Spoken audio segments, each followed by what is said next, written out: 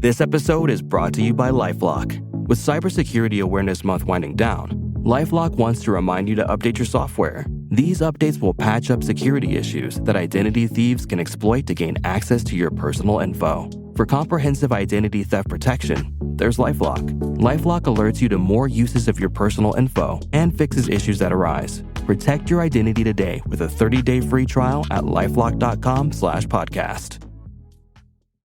Streaming only on Peacock. Being with Finch felt like I was in some fairy tale. She's like, I write for Grey's Anatomy. I was like, what? Her writing was so highly regarded because Finch had been through so much. A Hollywood writer's life. When you love somebody, you'll ignore red flags so they're hitting you in the head. Filled with fiction. She would do whatever it takes to get ahead. She's sort of like a TV series. I don't know who my wife is. Anatomy of Lies. Streaming October 15th. Only on Peacock. It was all a lie. Before we jump in, this program contains material that may be unsuitable for some listeners. The content includes descriptions of violence, discussions about sex, and mental illness. We strongly recommend that listeners who are sensitive to these topics or are under 18 years of age refrain from listening. By continuing to listen, you acknowledge and accept this. All right, let's get started. Hey. Elliot Rodger here. I'm at the very end of Del Playa Street in Isla Vista. It's a college town near UCSB. And I'm about to embark on a tour through Del Playa Street. Elliot sits in his car. It's late night, 10:30 p.m. And I'm going to drive through it. And show you all how sick and evil this town is. Basically, how sick and evil young people of my generation are. Especially girls. Because, they walk around in their revealing clothes, showing off their sexy legs, all these hot, beautiful blonde girls. Elliot drives around, observing, commenting on what he sees. During this time, he becomes more and more convinced that women are inferior. I'm a nice guy, but these girls go for bad boys. This thought that there's something wrong with women makes Elliot feel worse than ever, because, he thinks, no matter what he does, women would still be stupid idiots. So look at all these popular people partying, enjoying their lives, while I've had to suffer.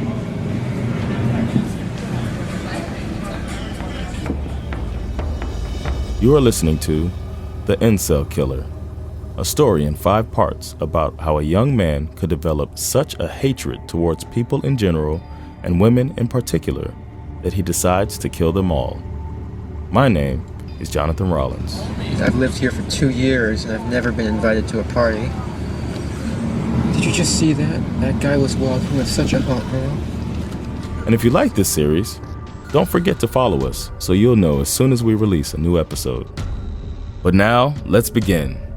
This is Chapter 4, Santa Barbara, Endgame. Elliot has begun planning his act, which he calls the Day of Retribution. It's still just loose thoughts, but involves murder, violence, and revenge. But somewhere within him, there's still hope. The hope of not having to go through with it. And that hope is money. He begins to fantasize once again about becoming rich, very rich. The problem is just how. And now he comes up with it. Lotteries. If I won the lottery, I wouldn't have to kill everybody. This is literally what he's thinking. This is Brian Whitney again, who wrote about Elliot Rodger in the book The Supreme Gentleman Killer. That's not like an exaggeration in any way, shape, or form, right? He's like, he has no doubt in his mind that if he was rich, all his problems would be solved and women would be like falling all over him and he would just like have like a little harem. So Elliot starts buying lottery tickets, lots of tickets. And every time he doesn't win, he thinks, Fate didn't want him to win this time, but the next. And then he would win even more money. It's like, that's why I haven't won, because I tried to win the $10 million jackpot, and now it's up to $15 million. And that's why, is because the universe is like trying to give me more money. The jackpot goes up to $290 million. The next week is $360 million. And Elliot buys more and more tickets. You know, and again, sitting in his room, thinking positively, like, oh, like if only I hit this jackpot, I won't have to like slaughter, like, you know, dozens of people, or probably in his mind, like hundreds of people. Finally, the day of the drawing arrives, but Elliot does not dare to watch. This is too important. He waits a few days, sits in his room, meditates, convinces himself that he will win. He doesn't eat, doesn't sleep. Finally, after 4 days, he forces himself to check. He doesn't win. He's crushed, devastated. Once again, what he believed to be his fate turned out to be something else. After the lottery failure, Elliot is even more dejected. He now starts spending more and more time on various online forums. But primarily, he hangs out on a forum called PUA Hate. So it's like a website that was designed for people to like, you know, basically like hate on like pickup artists, basically hate on people who were successful with women. So this was like an incel website before people used the term. The site is called PUA Hate and functions like a forum. PUA stands for pickup artist, referring to someone who's adept at attracting women and sees seduction as a hobby. Elliot frequents this site every day, conversing with others who share his values. Like he'd found a community now where like he could say all his weird stuff and people were like, yeah, you know, you're right. You know, like that is like the way things are. Elliot thought he was alone in his feelings. Whenever he had previously attempted to express his emotions and thoughts, people had reacted with disgust, surprise, and distanced themselves from him. Or he had distanced himself from them. But here, he finds others who are like him. He also tried to show this website to his parents, miraculously enough, to kind of be like, hey, look at this. You know, like this is what I've been going through. I was disgusted and I called him up and I said, Elliot, why are you going on these websites? Yeah. Here's Elliot's father again. This is negative. This is evil. And you shouldn't go on that. But that didn't work. It didn't work. And I had no idea that he had such an inbred hatred. This episode is brought to you by LifeLock. With Cybersecurity Awareness Month winding down, LifeLock wants to remind you to update your software. These updates will patch up security issues that identity thieves can exploit to gain access to your personal info. For comprehensive identity theft protection, there's LifeLock. LifeLock alerts you to more uses of your personal info and fixes issues that arise. Protect your identity today with a 30-day free trial at lifelock.com/podcast. One day, Elliot writes a post. Soon incels will show their true strength and how many of us there are, and that we will overthrow the oppressive feminist system. So, I mean, he's basically on a website, you know, talking about like a good world would be like, you know, if women were afraid of us. Like that's his goal, you know. In this digital world, the thoughts of carrying out some form of deed become stronger and stronger. But he still has a problem with how it will all end. He doesn't want to end up in prison. In his terms, he was like, it would be better if he could survive and live like a king, but he couldn't really see how that happened. He's afraid to die, but it's the most likely scenario. He has decided that he will carry out his day of retribution in Santa Barbara because of all the beautiful women and all the couples that annoy him there. He writes in his manifesto, "To see them all running from me in fear as I kill them, left and right, that would be the ultimate retribution. Only then would I have all the power." He thought about doing it on Halloween because there would be a lot of drunk people wearing costumes, you know, so he figured that he would like have an opportunity to like, you know, to escape. However, since it's Halloween, there will also be a lot of police out. And it's too risky, he thinks, so he postpones it to November 13th, 2013. Meanwhile, his parents worry about him. After his father saw the forum Elliot frequents, they try to arrange help for him. They hired some social skills counselors to work with him, like, around here. And there's one guy named Carlin who's a male, like, peer I guess it's more like a peer counselor kind of thing. But this relationship doesn't work out so well. So they're walking around, and Elliot's like, hey, have you had sex with anyone since you've been here? And Elliot said he'd had sex with 4 girls. And this made Elliot, like, super angry. Elliot gets angry with Carlin, so his parents instead hire a blonde girl named Sasha. And then Elliot was, like, really irritated with that, too, because, like, he felt like there was no way that he really liked her, but he knew that she wouldn't be hanging out with him if his parents didn't, like, pay her to do so. So, no, not even Sasha manages to reach Elliot. He also receives help from a psychologist and is offered antidepressants. But Elliot would say, I'm not sick, I'm not going to take that. And because he was of an adult age, he refused to not only take that medication, but refused to go back to see that particular doctor. Here's Elliot's father again, from the interview with Barbara Walters on ABC. Would the medication have made a difference? According to his doctor, it would have made a hell of a lot of difference. There are people who say that a father with a mentally unstable son should not have allowed Elliot to live on his own. I didn't know I had a mentally unstable son. I had no idea. He had a secret life that he became incredibly brilliant at hiding. Elliot's mother tries to get Elliot to agree to undergo a psychological evaluation, but Elliot refuses. She also contacts the police and tells them what she has seen Elliot write online. She alerted the police. Yes, and what happened? 323 to 58. 6 officers arrived at Elliot's apartment and knocked on the door. And Elliot was a very, very polite, kind, well-spoken, well-dressed individual. He convinces the police that everything is fine, that everything is calm, but he still feels a bit scared and worries about what the police might do in the future if they were to suspect that he's planning something. He's a bit shaken by his parents' reaction and concern for his well-being, and the visit from the police doesn't help calm him down.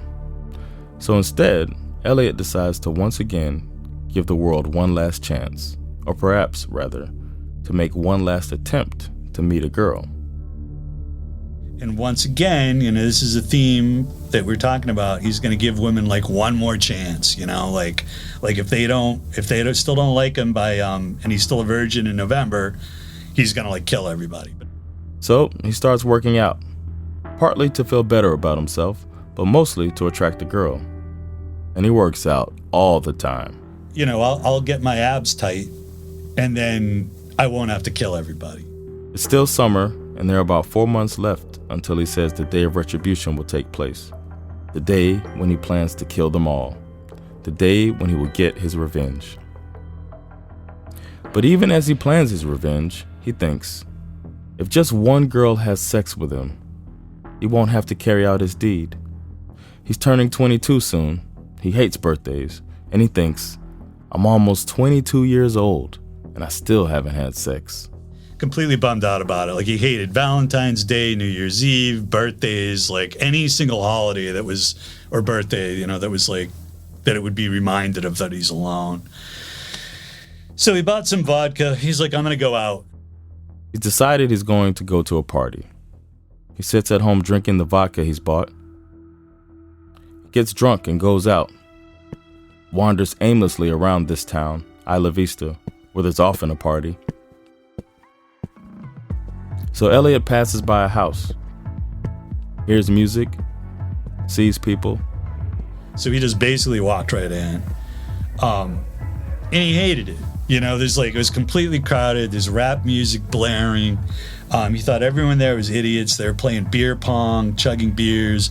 He thinks he's smart, good looking, and that they're like savages. But there was also all sorts of, like, beautiful women there. So he's like, I'm going to hang out. There are about 100 people at the party. No one notices him. He thinks no one will understand that he doesn't know anyone there. He walks around, drunk. Like he'd go stand next to a beautiful woman, but they wouldn't pay attention to him, and it would just like, keep talking. But again, he wouldn't talk to them, right? He would just go up and like awkwardly stand there, drunk as hell,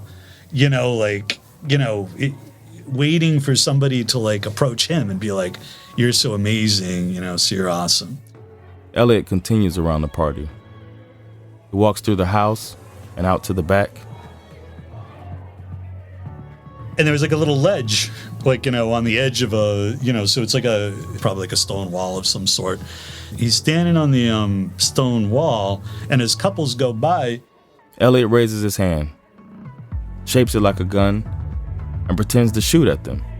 So other people like saw him like on the ledge, and they got up on it too, because they're just a bunch of drunk people like partying. So they're like, "Oh, this is fun," So now he's standing up on the ledge with like with a bunch of other people. No one talks to him. And then he starts insulting the others standing there, and they argue back. And then they insulted him back, but they kind of laughed at him, like he was like a little mouse, So he said he started yelling he was going to kill them all, and he started trying to push the girls that were up on the ledge off. One of the men on the ledge, while he tried to push the woman off, just went over and pushed him off. He got into an altercation verbally with a couple of girls, and then he was picked on, and then he was thrown off the balcony. Here's Elliot's father talking about the incident. But it turns out that he was trying to push girls off the ledge.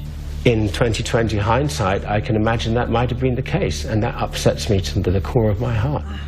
He was such a good liar. He was such an incredible liar. Elliot had fallen down and broken his ankle, so he starts limping away. But after a while, he realizes he's forgotten his Gucci sunglasses, so he goes back to the party. He's drunk, he limps around, and at the same time, he asks everyone about the sunglasses. No one knows where they are, and Elliot gets more and more angry. Eventually, he tries to hit someone, misses, and falls to the ground. He was thrown to the ground, punched and kicked. Like, I don't know whether it was like one guy or three guys or four guys, but either way, he got beaten up a little bit. But I mean, even then, it could have been a lot worse for some guy acting like the way that he was acting. But he'd never been beaten up before. So like throughout his whole life, he'd been bullied and he'd been mocked, but he'd never actually beaten down, drunk, and limping. Elliot goes home. He calls his parents. Elliot's father takes him to the hospital to check on his foot. It's broken, and this leads him to postpone the date for the day of retribution. So he's even madder than he was before, but now he's like, I'm not going to be able to kill everybody with a broken leg. He doesn't have an exact day yet, but he decides on spring 2014.